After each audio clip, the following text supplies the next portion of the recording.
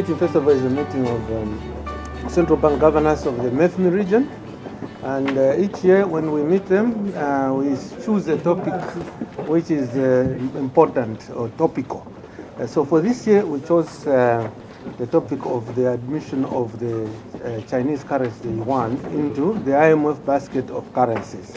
Now, we think that this topic is very important because China is our biggest trading partner. All of us are working with the Chinese in one way or another. Most of us export our commodities to China, and we import a lot of things.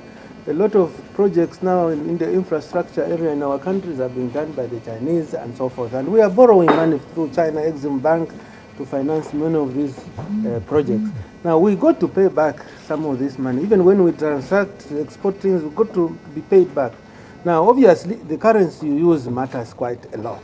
Now, if you borrowed money from one country and the currency you are supposed to pay back is also the currency you earn from your export business, you avoid the exchange risk that arises when you are using various currencies. So, with the admission of the Chinese yuan into the IMF basket of currencies, to a large extent, is very beneficial to those of us who are exposed to trade or to transactions with China. So, we needed, therefore, to discuss with the governors, the central banks of the region, how this whole development will affect them, what are the advantages, are there any disadvantages, and so forth, so that we become a little bit wiser rather than just having something before us before we even know what it's going to do to our economies and how we should be able to manage our economies with the new opportunity created by a new currency being used internationally. So that's the reason why we're here. We've got experts. We've got somebody from the Bank for International Settlement, head of banking, who's going to be talking after the tea break. And that is the Bank for Central Banks, the Bank for International Settlements. And so they have a lot of good understanding on how this new arrangement is going to impact on all of us. And we're looking forward to a very exciting discussion. Distinguished Governors and Deputy Governors, it is a privilege to be here to support MEFMI's 2016 Central Bank Governors Forum. I'm certain it will be a morning of stimulating conversation. We will be delving into the major challenges and opportunities that the countries of Eastern and Southern Africa face as the world becomes more interconnected and multipolar. Our discussion around the inclusion of the renminbi into the SDR is just one example of the greater influence of Asia on the world stage. But the region also needs strong institutions to help its states play their full role in a more globalized world. And today we will also be exploring how we can achieve that aim.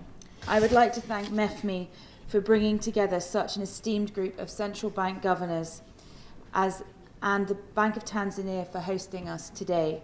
This is an enormously important initiative that Investec Asset Management is proud to be associated with. Thank you very much.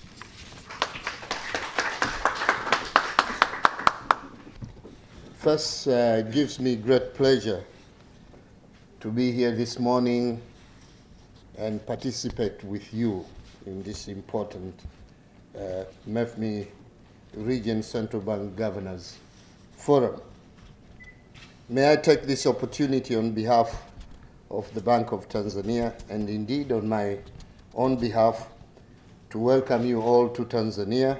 I would like to extend a special welcome to our colleagues from the region and beyond who have joined us for this event. Distinguished colleagues, I'm very glad that MEFMI chose Dar es Salaam to be the venue for this important event, which is also being held on the eve of the Bank of Tanzania's Golden Jubilee celebrations, scheduled for 22nd of June 2016. This gives additional meaning to our 50th anniversary celebrations, and we are indeed honored to host the forum and to host you.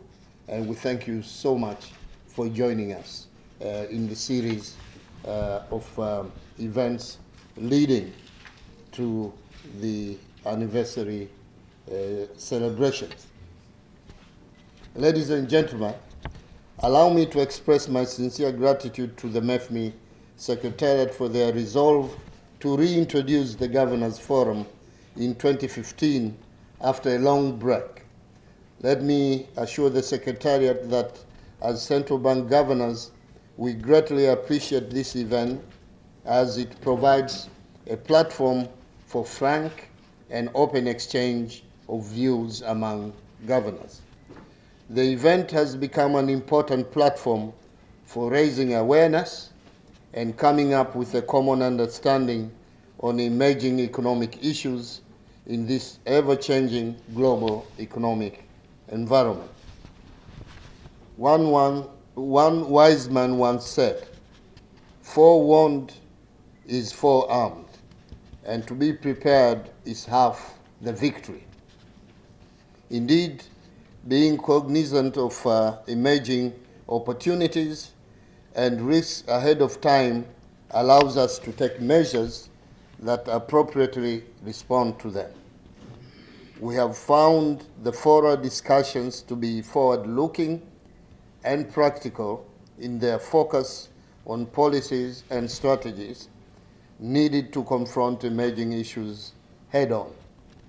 In this regard, we stand ready to recommend that invitations for similar events be extended to other colleagues within the African continent in future to allow for synergy and cross-pollination of ideas.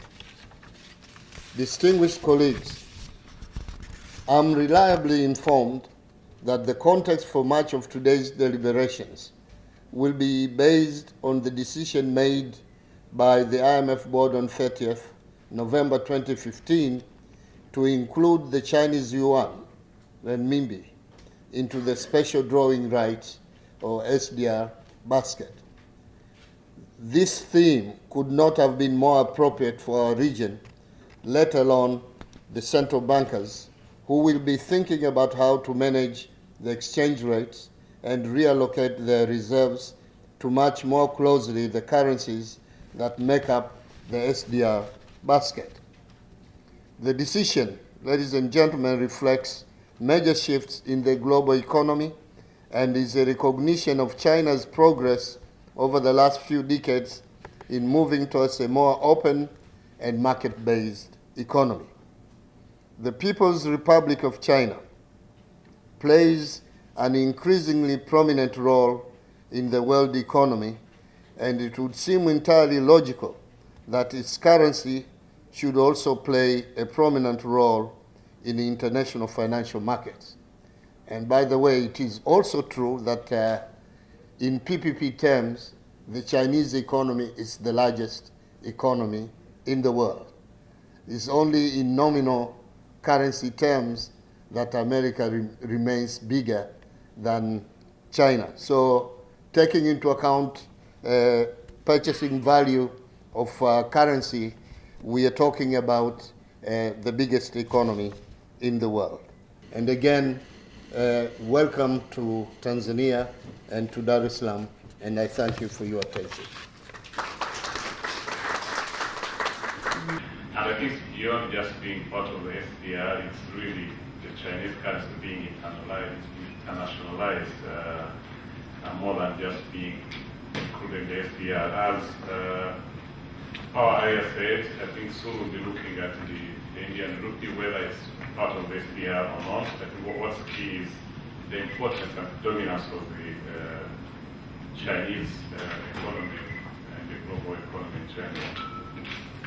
So when you look at the challenges that we face today as central banks or reserve managers, is traditionally we focus on preserving capital for the value of our reserves as we try to earn some revenue from these resources or reserves. And originally we didn't have any big problem, just select AAA products and place our reserves with AAA institutions and government bonds that are highly rated.